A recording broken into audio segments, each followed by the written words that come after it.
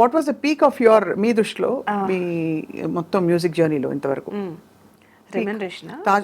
Remuneration పరంగా కావచ్చు, success కావచ్చు, వాట్ ఎవర్. తాజ్మహల్ కాదు, సక్సెస్ తాజ్మహలే డెఫినెట్ గా. ఇట్స్ థర్డ్ మూవీ నాది. సో నాన్నగారు అయిన తర్వాత తమిళ్లో హీరో విజయ్ సినిమా చేశాను, నాళే తీర్పు. దానికి ఆయన 50,000 చెక్ ఇచ్చారు అదే సంవత్సరం. నెక్స్ట్ 25 నుంచి 25 నుంచి 50 అంటే నెక్స్ట్ 1 లాక్ ఇచ్చారు. ఇంకా తర్వాత నుంచి గుర్తులేదు నాకు ఎంత ఇచ్చారు. బట్ ఎలా శ్రీలేఖ గారు ఇవన్నీ మీరు డిసైడ్ చేసి ఇంత బడ్జెట్ అని చెప్తారా, లేకపోతే? లేదు, నేను చెప్పేది ఎవరికైనా నేనే బడ్జెట్ ఇంత ఇన్ని లాక్స్ అవుతుంది, ఇన్ని లాక్స్ అవుతుంది, నాకు కావాల్సింది నాకు కావాలంతే. నాకు 50,000 కావాలంటే 50,000 కావాలి. ఎన్నోసార్లు గొడవలు జరిగిపోయినాయి నాకు రామనాయుడు గారికి. ఎన్నో వారాలు మాట్లాడుకోలే, అయినా పర్లే, నో కాంప్రమైజ్. చిత్రగారు బాలుగారు కావాలంటే చిత్రగారే బాలుగారే కావాలి నాకు. సార్ ఏం చెప్పేవారు? లేదు లేదు, నేను అసలు ఇంత బడ్జెట్ అయితే కుదరకపోతే మానేను సార్, నేను చేయను, నాకు కావాల్సిందే. నేనేమన్నా నాకిమ్మని అడుగుతున్నానా, మీ పాట కోసమే కదా ఇమ్మని అడుగుతున్నా, ఇట్లా అనమాట. సో ఆయనతో వాదన. సో 2 రోజులు మాట్లాడిన తర్వాత మళ్ళీ ఆయన కాంప్రమైజ్, సరే ఇవ్వండి ఆయనకి ఆవిడ కావాల్సింది. సో అట్లా. సూపర్. అయితే చాలా క్లారిటీతో పుట్టారు మీరు. చాలా clarity, no compromise in quality విషయంలో అస్సలు కాంప్రమైజ్. ఇప్పుడు నేను ఈ రోజుకి కూడా ఇప్పుడు నేను కావాలంటే ఇంకొక 100 సినిమాలు కూడా చేసేసి ఉండొచ్చు, but I don't want to compromise in the budget or subject wise, movie wise. 25 ఫిల్మ్సా మీరు? లేదండి, 80 అవుతున్నాయి, ఆల్మోస్ట్ 80, మోర్ దెన్ 80. 80 సినిమాలు తక్కువే, బట్ వెరీ సెలెక్టివ్. 80 సినిమాలు చాలా. 80 సినిమాలు, 4,000 పాటలు as a singer. Most amazing. 3 times doctorate in Christian field. Wow, doctorate in Christian songs, highest songs పాడి.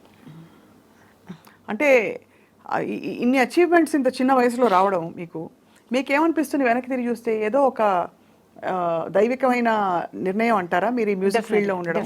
డెఫినెట్గా ప్రతిదీ కూడా అమ్మాయి, నాది ఏం లేదు, ఐఎమ్ ఓన్లీ ఇది ఇన్స్ట్రుమెంట్ అంతే. చిన్నప్పుడు సంగీతం నేర్చుకోవాలనే ఆలోచన కానీ అసలు లేదు, ఎప్పుడు లేదు, అవసరం కూడా లేదు. బహుశా మీరు 12 ఏళ్లకి ఇండస్ట్రీకి వచ్చేసారంటే అవసరం లేదు, అంటే నేర్చుకోవాల్సిన నెసెసిటీ రాలేదు, బట్ నేర్చుకుంటే బాగుండేమో, బట్ ఐ డోంట్ నో. మధ్యలో ఆటుపోట్లు ఏమైనా చూసారా శ్రీలేఖ గారు? అంటే ఛాలెంజెస్, స్ట్రగుల్స్, తొక్కేయడాలు, మిమ్మల్ని సైడ్ లైన్ చేయడాలు.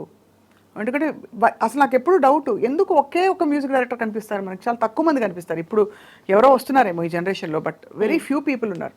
భానుమతి రామకృష్ణ గారు చెప్పేవారు ఆ తరంలో. కాదు, ఈ జనరేషన్లో ఎవరున్నారు మీకు? ఎవరు ఒకళ్ళిద్దరు చిన్న, అంటే 1-2 సినిమాలు చేసేవాళ్ళు ఉన్నారు. బట్ మీరు చేసినంత సక్సెస్ఫుల్ గా, కమర్షియల్ గా కాదు. Why do you think that is the case అండి? మేబీ అన్ని రకాలుగానే తట్టుకోవడం కష్టం కదా. అన్ని రకాలుగాను అంటే డామినేషనా, లేకపోతే ఎవరికి అసలు తలంపు రాదా ఆలోచన? డామినేషన్ అని కాదండి. ఫస్ట్ ఆఫ్ ఆల్ మ్యూజిక్ అనేది ఇప్పుడు మనం చేసేసుకుని మనం వినడం వేరు, కమర్షియల్ మ్యూజిక్ వేరు, దానికి నచ్చేలా చేయాలని వేరు. అవును, అది డిఫరెంట్. ఇది ఎందుకంటే మీరు చేసిన పాటలు అన్నీ కూడా కమర్షియల్ వాల్యూ, బ్యూటిఫుల్ గా. కమర్షియల్ లేదని నేను చేయను, అసలు ఏ ట్యూన్ చేయను. ఈవెన్ నా మూవీ ఫ్లాప్ అయినా కానీ పాట రికార్డ్, సో నేను అది definitely I make sure that. So అది ఉంటుంది. అండ్ ప్లస్ టైమింగ్స్, ఎప్పుడు పడితే అప్పుడు టైమింగ్స్ ఉండవు, అదొక ఇష్యూ. సో అదొక ఇష్యూ ఉంటుంది. అండ్ టైమింగ్స్ మనమే పెట్టుకునేవి కదా. ఎలాగో నేను పొద్దునుంచి 9 to 9 వర్క్ చేస్తా, 9 o'clock నేను ఇంటికి వెళ్ళిపోతా అని చెప్పచ్చు కదా. అలాగే అమ్మ వెళ్ళిపోమ్మా అంటారు, అది అంతే కాదు కదా, అది కుదరదు. అది ఎప్పుడు కుదురుద్ది? మీరు ఒక స్టేజ్కి వచ్చేసిన తర్వాత కుదురుద్ది, not in the beginning days. So beginning days లో మీరు చాలా స్ట్రగుల్ అయ్యి స్ట్రగుల్ ఏం లేదు, నాకు ఇష్టం. నాకు 2 వరకు, 3 వరకు, 4 వరకు చేసి మళ్ళీ 7 o'clock రికార్డింగ్కి వచ్చేసేదాన్ని. ఇంట్లో ఉన్న ఏ ఆలోచనలు, ఇప్పుడు ఏంటి రెండో బీజం ఎలా చేయాలి, లేకపోతే ఫ్లూట్ బిట్టాలా, ఇవే తిరుగుతుంటాయి.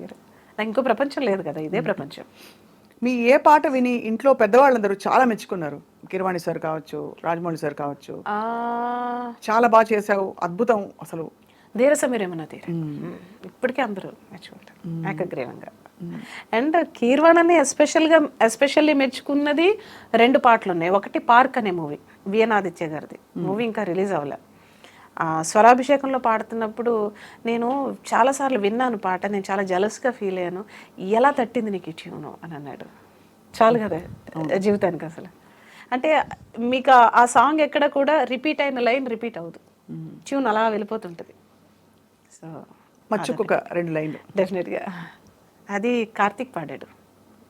కార్తీక్ కూడా ఆ రోజు బిజీగా ఉండి నేను పాడలేనని ఏదో అన్నాడంట ఇన్ఛార్జ్ తోటి. వచ్చి పాడిన తర్వాత అన్నాడు, ఈ పాట నేను పాడకపోయి ఉంటే నేను ఒక మంచి సాంగ్ మిస్ అయ్యేవాడిని అని.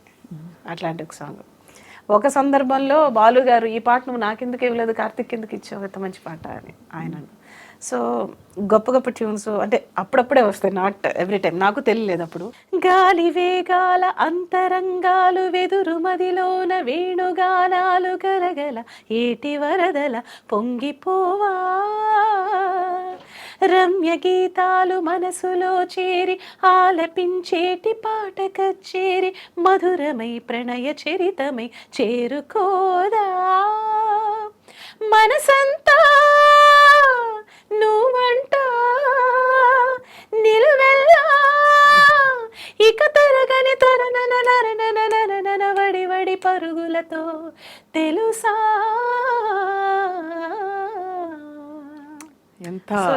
ఎంత క్రియేటివ్ ఇది.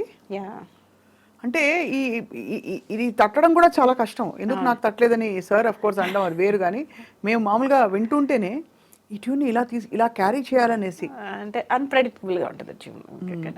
ఇదంతా అంటే ఖచ్చితంగా ఒక డివైన్ గిఫ్ట్ లేకపోతే ఇలా ఆలోచించడం కష్టం. Of course.